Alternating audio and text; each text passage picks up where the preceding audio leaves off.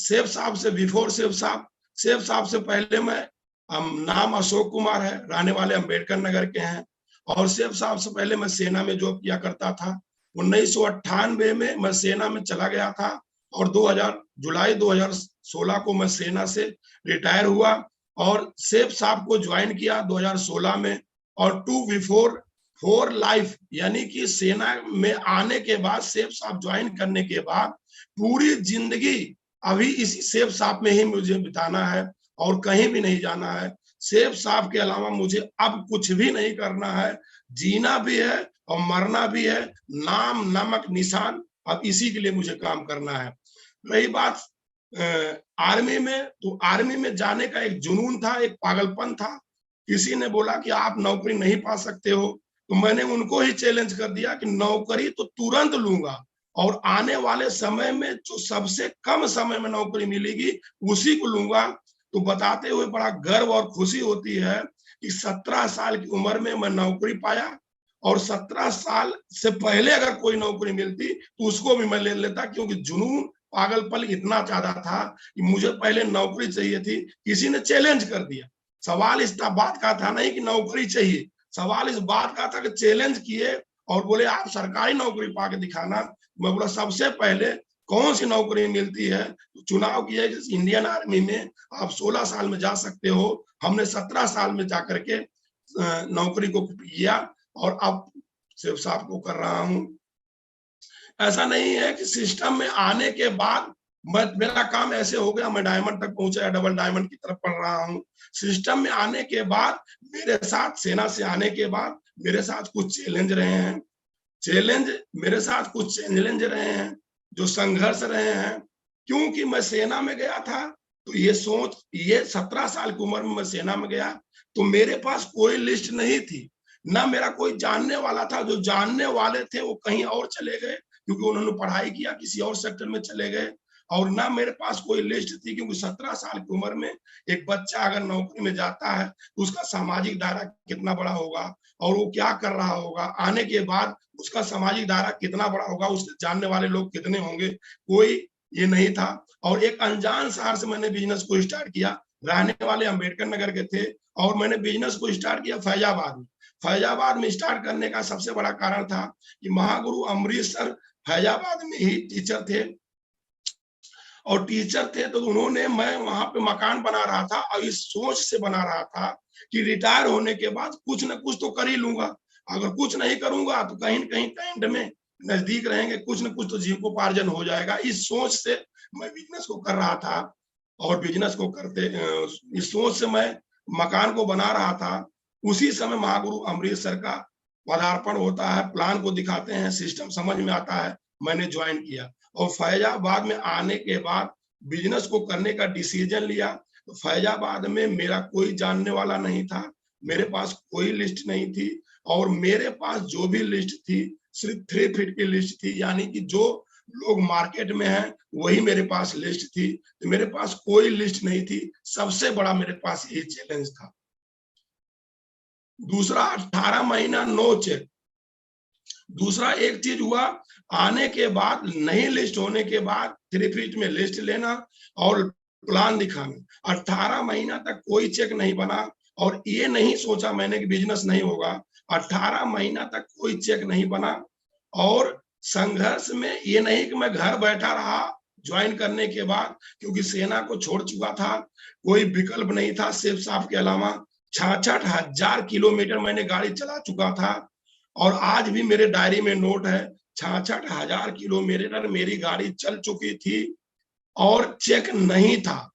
Challenge बड़ा था, संघर्ष बड़ा था, लेकिन मैं 18 महीना बाद ये काम करना शुरू किया कि देखते हैं, लोग बोलते हैं कि डायरेक्ट सेलिंग में लोग सफल नहीं होते हैं, डायरेक्ट सेलिंग में लोग काम करते हैं लेकिन सफल नहीं होते हैं, परसेंटेज में सफल होते हैं।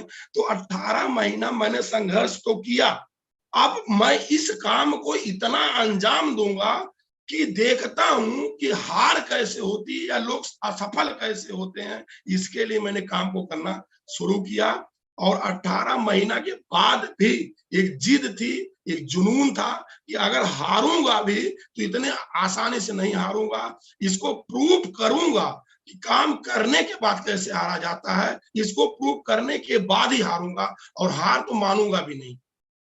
उसके बाद 18 महीने के बाद ये नहीं था कि मैं काम नहीं करता था, पर डे 5 प्लान मेरा होता ही होता था, चाहे कुछ भी हो जाए, परिस्थिति कुछ भी हो, कहीं से भी मुझे कुछ भी करना पड़े, मेरी डायरी में 5 प्लान होगा तो होगा, उसको कोई काट नहीं सकता है। ये मेरा खुद का जिदपन था, ये मेरा खुद का ड्रीम था। और एक चैलेंज आया, लिस्ट तो थी नहीं, और हमें गेस्ट इनविटेशन करना होता था शनिवार को, क्योंकि संडे को प्लान चलता था। तो 50 गेस्ट में इनविटेशन करता था, पहले ही नाम नोट कर लेता था, इनविटेशन करने से पहले ही मैं संख्या नोट कर लेता था, और फुल अप करने के लिए फील्ड में निकलता था। लिस्ट थी नहीं, 3 फट से और चीजों से, यहाँ तक कि लोगों को अपने मोटरसाइकिल में बैठा बैठा कर शाम तक छोड़ता था कि कोई न कोई तो मिलेगा, और जब 50 पूरा होते थे 10 बजे रात तक, तभी चैन लेता था। 50 गेस्ट बुलाने के बाद भी कुछ आते थे और कुछ नहीं आते थे। और इसके बाद भी एक चैलेंज था सर, कि एक चैलेंज इसके बाद भी था कि आते तो थे, लेकिन अगली बार एक चैलेंज था कि लिस्ट थी नहीं, ज्वाइनिंग थी नहीं, कोई होती नहीं थी, तो अब अगली बार मैं किस गेस्ट को बुलाऊंगा, तो अगली बार भी मुझे 50 गेस्ट को तैयार करना होता था। ये भी मेरे लिए बड़ा चैलेंज होता था कि प्लान भी करना है और गेस्ट भी इनविटेशन 50 करना है। तो पर डे मेरी जो 3 फीट की लिस्ट थी, उसको डेली अपडेट करना होता था, और कम से कम 15 से 20 लिस्ट में पर डे डेली करना होता था। 15-20 लोगों को मैं 3 फीट में जो लिस्ट लेता था, उनको मैं पर डे 15-20 लोगों को बिना नाम लिए, मेरे पास कोई विकल्प ही नहीं था कि मैं इसके अलावा क्या कर सकता हूं। तो ये मैं 15-20 लोगों को 3 फीट में पर डे नाम लेता था। तो ये मेरा आने के बाद संघर्ष था, और संघर्ष धीरे धीरे चलता रहा, और धीरे धीरे मैंने अपने बेसिक को करना शुरू किया सर। टीम भी आना शुरू हुई और बेसिक को करना हुआ, धीरे धीरे लोग आने शुरू हुए। तो मैंने अपने बेसिक को क्या मेरे बेसिक को मैंने पर डे की प्लानिंग एंड टारगेट को मैंने सेट किया। ऐसा नहीं कि मैं मोटरसाइकिल उठाया और चल दिया ना, मैंने पर डे की प्लानिंग सेट किया। मुझे आज क्या करना है, पर डे की टारगेट मैंने क्या लिया, आज मुझे 3 प्लान करना, और सेल मुझे भेजना ही भेजना था। क्यों? क्योंकि मेरे पास सिर्फ पेंशन के अलावा कोई विकल्प नहीं था। मेरा चेक नहीं बनेगा, मेरे परिवार का खर्चा नहीं चलेगा, इसीलिए मैं चेक को लेकर के, टारगेट को लेकर के पर डे की प्लानिंग करता था। और पर डे के लिए पर डे डायरी में या पॉकेट डायरी में मेरा नोट होता है। पर वीक की प्लानिंग, इस वीक मुझे कितना सेल भेजना है, ये पहले मुझे लिखित में होता है और होता भी था। और टारगेट में इस वीक मुझे कितना 1000 बिजनेस वैल्यू भेजना है, या उस समय भी कितना बिजनेस वैल्यू भेजना था, वो मैं नोट करके प्रॉपर लिखित में लिख लेता था। 3 फीट में लिस्ट अपडेट, आज भी 3 फीट में लिस्ट अपडेट करता हूं, तब भी करता था, तब की आदत आज भी शामिल है, और आजीवन जब तक इस पृथ्वी पे रहेंगे सेफ साफ को करेंगे, और तब तक 3 फीट की लिस्ट अपडेट करते रहेंगे। फर्क इतना है, आज जो लिस्ट अपडेट करते हैं, वो लिस्ट सिर्फ जहां के लीडर हैं, जो लोग मिलते हैं, उनको मैं सीधा उनका व्हाट्सएप खोलता हूं, उनका नाम मोबाइल नंबर ऐड करता हूं, उसी उनके पास मैसेज करता हूं। और जिस लीडर को मैं देता हूं लिस्ट, उस लीडर को इतना ज्यादा एडिफिकेशन कर देता हूं कि प्लान दिखाने से पहले वो बात करते करते ही ज्वाइन कर लेते हैं। जिनको मैं एडिफिकेशन करके ही देता हूं, ऐसे लिस्ट किसी को नहीं देता हूं, क्योंकि उनका फोन आए तो वो ना उठाए, ऐसा मैं नहीं करता हूं, एडिफिकेशन करके ही देता हूं। पर डे नॉलेज को अपडेट करता हूं, महागुरु लोगों की आइडियो वीडियो, मैं आज तक किसी भी लीडर की ट्रेनिंग मीटिंग नहीं सुना हूं। Mahaguru Narasimha Kawal sir, Mahaguru Parshuram sir, Mahaguru Madhav sir की जो भी मीटिंगें हुई हैं, आज मेरे पास इतनी डायरी रखी है, उन्हीं डायरियों में से पढ़ता हूं, उन्हीं डायरियों को लिखता हूं, उन्हीं लोगों की ट्रेनिंग मीटिंग को सुनता हूं। बाकी कहीं से भी कोई भी आज तक कोई भी आउट का कोई भी लीडर को मैं नहीं सुनता हूं, क्योंकि मेरे महान गुरु लोग इतने हैं, बड़े हैं, कि उन्हीं के द्वारा बड़ा काम हो सकता है, मैं दूसरों को क्यों सुनूं और क्यों पढ़ूं। पर डे की नॉलेज, मैं पर डे नॉलेज अपडेट करता हूं प्रोडक्ट को लेकर के और सेल को लेकर के। सेल और मात्रा में कैसे बढ़ेगी, और प्रोडक्ट हमारा जो आ रहा है नया, ये किस काम में आता है, कहाँ यूज होता है, कैसे काम होता है, इस सब पर डे नॉलेज लेता हूँ। क्यों? क्योंकि पर डे नॉलेज अगर नहीं लेंगे तो मुझे लगता है कि अगर नॉलेज अपडेट जिस दिन कम हो गई, उस दिन से हमारा बिजनेस धीरे धीरे कम ग्रोथ में आ जाएगा। तो नॉलेज को पर डे अपडेट करते रहते हैं।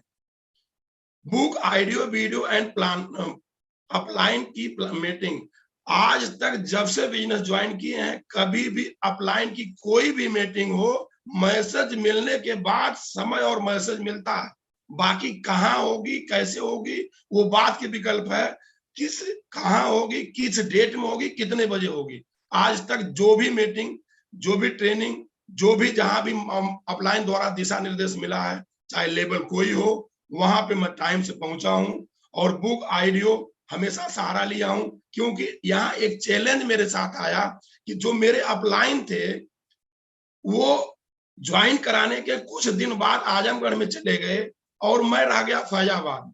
तो मेरे लिए एक बहुत बड़ा चैलेंज आया कि जो मेरी टीम थी वो आती तो थी, लेकिन लोग ज्वाइन करने के बाद रुकते नहीं थे। तो अपने आप को अपडेट करने के लिए आइडियो का, वीडियो का, बुक का सहारा मैं ज्यादा से ज्यादा लिया और हर ग्रुप मीटिंग अभियान बनाना शुरू किया।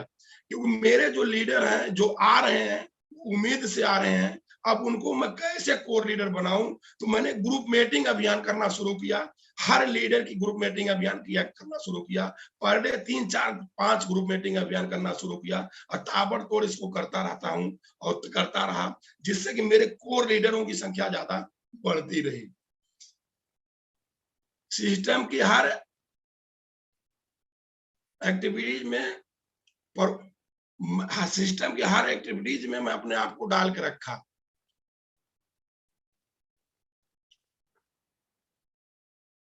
पर मंथ 25 डे हमेशा काम किया हूं।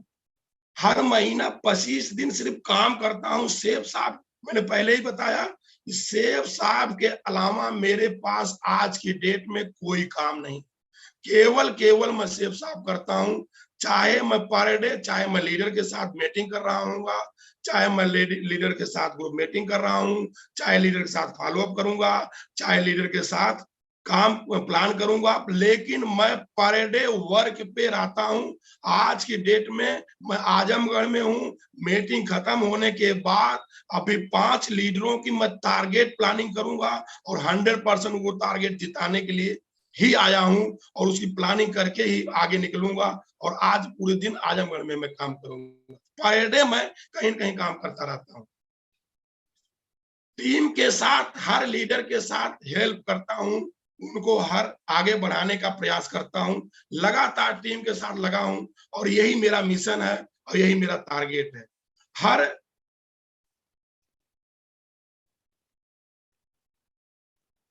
हर परिस्थिति में, हर स्थिति में टीम के साथ खड़ा रहता हूं। ऐसा नहीं है कि जब टीम काम कर रही हो तब मैं काम करूं या तब साथ ना हूं, ना। जब टीम ना काम कर रही हो, परिस्थितियां बुरी हो, तब भी टीम के साथ खड़ा रहता हूं। और इसके बाद भी हर लीडर को बोलता हूं, सबसे पहले कोई चैलेंज आएगा मेरे पास आएगा, आपके पास बाद में आएगा। हर परिस्थिति, कोई भी परिस्थिति हो, टीम के साथ हमेशा खड़े रहते हैं। और बोलते कम है। एक चीज गुरुजी और है, बोलते कम है और करते ज्यादा है। बोलने की बात है, दिखावा नहीं करते हैं।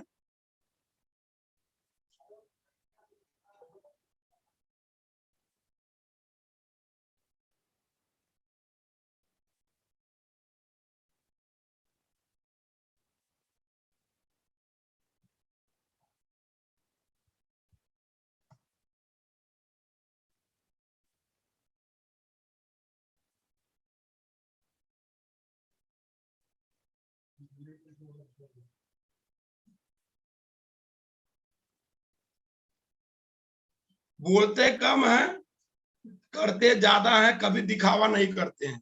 डायमंड बन गए हैं, लेकिन हम अपने आप को डायमंड नहीं मानते हैं। बात ये नहीं है कि मैं डायमंड बनने आया हूं, बात ये है कि मुझे इसमें कुछ बहुत बड़ा करने आया हूं और दिखावा नहीं करता हूं। कभी भी ऐसा नहीं है कि मैं ये हूं, मैं नहीं करूंगा। मेरे लीडर जो भी बोलेंगे उसको मैं करूंगा और लगातार करता रहूंगा। लेवल से मुझे कोई लेना देना नहीं है। ये कुछ मेरे लीडर हैं, जो मेरी टीम के कुछ लीडर हैं, बाकी बहुत सारे सीनियर लीडर हैं, जो संभव नहीं है सबको मैं स्क्रीन पे डाल पाऊं। लेकिन यहाँ पे कुछ लीडर हैं जो 2023 में सारे डायमंड बन रहे हैं। सारे के सारे लीडर डायमंड बन रहे हैं। इनकी प्लानिंग, इनका सेट आउट लगातार मैं कर रहा हूं। जैसे कि प्रमोद पाल जी हैं, अभी ओपल बन चुके हैं। जेपी यादव जी हैं, अजय यादव जी हैं, छोटे लाल सर हैं, सिंधिया जी हैं, राकेश जी हैं, मनोज जी हैं, और राम बहाल जी हैं, मायाराम जी हैं, अशोक जी हैं। ऑलरेडी ये लोग 2023 के डायमंड हैं। इन्हीं को मैंने डाल पाया। बाकी बहुत सारे लीडर हैं जो लगातार लगातार काम को कर रहे हैं और आगे बढ़ रहे हैं। और इनके लिए मुझे चाहे कुछ भी करना होगा, मैं इनके साथ हर परिस्थिति में खड़ा रहूंगा, हर स्थिति में खड़ा रहूंगा। इनको वहां तक जो इनकी सोच है और जो इनका विजन है, वहां तक मैं उनको पहुंचाने का प्रयास करूंगा। यही मेरे जीवन का मेन मकसद है और मेन गोल है। ऐसा नहीं है कि मैं काम किया और नॉर्मल काम किया, 18 महीना चेक नहीं बना, ये परिस्थिति नहीं रखती है। ये नहीं रखता है कि काम शुरू में नहीं हुआ, काम ऐसा हुआ उस समय मैं अपने आप को मजबूत किया और हर परिस्थिति में काम करते हुए हर टारगेट को मैंने, ऐसा नहीं, हर टारगेट, हर लेवल के टारगेट को क्वालिफाई किया। बात टारगेट की नहीं है, बात बेस्ट परफॉर्मेंस की है। हर लेवल पे कोई ऐसा लेवल नहीं आया जिसमें अपने आप को मैंने बेस्ट परफॉर्मेंस की कैटेगरी में नहीं रखा। हमेशा अपलाइन का फक्र बन के रहा और हमेशा अपलाइन का फक्र बन के ही रहूंगा। जब तक इस पृथ्वी पर आना है, अपलाइन के लिए काम करना है, सिस्टम के लिए काम करना है, कंपनी के लिए काम करना है और टीम के लिए ही काम करना है। और हर सिस्टम में आने के बाद हर टारगेट को हर लेवल पे क्वालिफाई किया। अपलाइन द्वारा दिया गया कोई भी टारगेट उसको पूरा किया। हर लेवल पे बेस्ट परफॉर्मेंस रहा। जैसे मैंने पहले बताया, टीम में भी टारगेट मैंने कराया और लगातार टीम की प्लानिंग कर रहा हूं। अभी इस बार कम से कम अपने लेवल पे 50 टारगेट की मैं प्लानिंग कर चुका हूं। 50 लीडर टारगेट को जिताना ही जिताना है और लक्ष्य यही है, 50 लीडर टारगेट जीतेंगे। क्योंकि बोलता कम हूं, बड़ी बात कम करता हूं, लंबी बात नहीं करता हूं। ये 50 टारगेट तो होना ही होना, इसमें कोई संशय नहीं है। कुछ बातें जरूरी हैं जिनकी वजह से मैं सिस्टम पे रहा। ऐसा नहीं है कि हमारे पास भी उतार चढ़ाव आए, हमारे पास भी शिद्दतें आई, हमारे पास भी दिक्कतें आई, लेकिन कुछ बातें हैं जिनकी वजह से मैं सिस्टम पे लगातार लगातार बना रहा। उसका सबसे बड़ा कारण है कि सेल्फ रिक्वायरमेंट, मेरी इतनी ज्यादा रिक्वायरमेंट थी कि मैं सेना से आ चुका था और मैंने ये बोल चुका था अपने अपलाइन को कि सिर्फ सेफ साहब के अलावा कुछ भी नहीं करूंगा। और इसमें डायमंड तो छोड़िए, बहुत बड़े काम के लिए आया हूं। तो रिक्वायरमेंट जो शुरू की थी, सबसे ज्यादा पैसे की रिक्वायरमेंट थी, क्योंकि सेना में तो काम कर ही रहे थे लेकिन ज्यादा पैसे की जरूरत थी, सोच बड़ी थी। तो मेरी रिक्वायरमेंट ही मुझे यहाँ पे रोक रखी, क्योंकि यही बिजनेस था जहां से मुझे ज्यादा पैसा दे सकता था। दूसरा, सेल्फ कॉन्फिडेंस, क्योंकि शुरू में मैंने पहले ही बताया कि 17 साल की उम्र में मैं नौकरी पाया था। एक जुनून, एक पागलपन था। तो इतना ज्यादा आत्मविश्वास तब भी था, आज भी है, कि इतना विश्वास अपने आप पे है कि जो भी काम करूंगा 100% उसको करके ही छोड़ूंगा। इतना ज्यादा अपने आप पे विश्वास है कि मैं अपने आप पे विश्वास होने की वजह से दुनिया क्या बोलती है मुझे उससे लेना देना नहीं है। दुनिया क्या कहेगी उससे मेरे लेना देना नहीं है। मुझे अपने काम को करके अंजाम देना है। आत्मविश्वास बहुत ज्यादा है गुरुजी, और इस बड़े आत्मविश्वास के साथ बड़े मुकाम के लिए आए हैं, बड़े विजन के लिए आए हैं, बड़े काम करने के लिए आए हैं।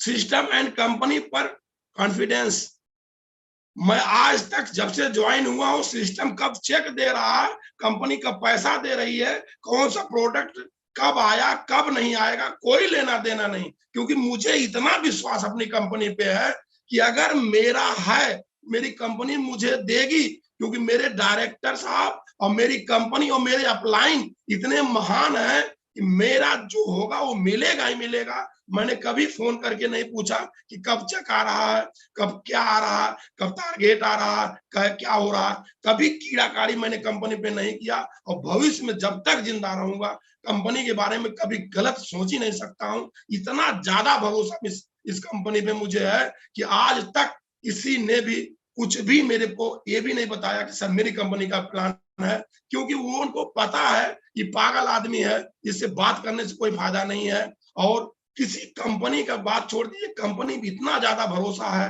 कि मैं उसको कह नहीं सकता हूं या दिखा नहीं सकता हूं, अंदर से इतना ज्यादा भरोसा है।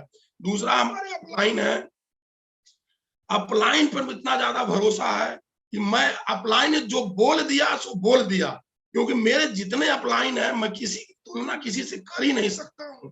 और ये ऐसे मैं इस जीवन में मैं अपने आप को बहुत सौभाग्यशाली समझता हूं।